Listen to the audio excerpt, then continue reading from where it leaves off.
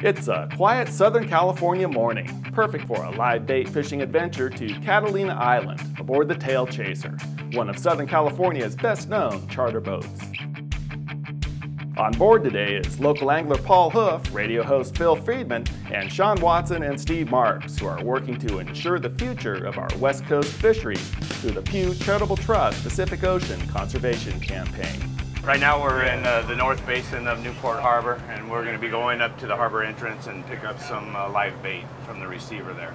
Today it looks like we're going to be fishing with a combination of some squid, potentially some sardine, and potentially some northern anchovy, all three of which are federally managed and have commercial fisheries for them. The Pew Charitable Trust Pacific Ocean Conservation Campaign focuses on the health of our forage fish, or what fishermen call bait fish, which is what we need. But this morning, instead of large sardines and squid, we only have very small anchovies. Weaned out of the net, the bigger ones are in there. We've got 3 purse seiner boats. They go out and pretty much every day hunt for bait.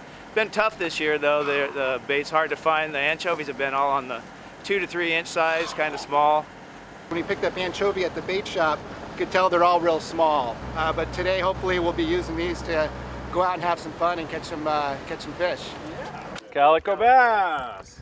So what we learned about calico bass is that they eat shrimp as juveniles, and as they get bigger, they switch to eating more of the fish, such as sardines, anchovies, and market squid, which is what we're using for bait today.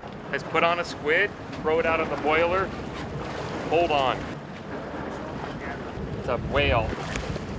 The early 70s, there was all anchovies off Southern California coast, and they were really nice size. And now what we have is a bait tank full of 2-inch anchovies, which is pretty difficult to use as bait. That's one of the reasons why we use squid. Hopefully this whole deal will work out on figuring out what species we're going to have for fin bait. People realize that it's a critical role of sport fishing. The more bait you have in the water, the more commercial fishing will be allowed for bigger migratory species, and the sport fishing will increase as a result of less competition between the mammals and fish.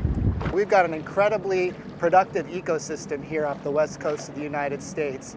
And that's why we're able to be out here today and enjoy the fishing. But with that comes a great deal of responsibility to make sure that we're managing our natural resources in a way that maintains that incredible level of productivity so that our kids and our grandkids can come out and do what we're doing today.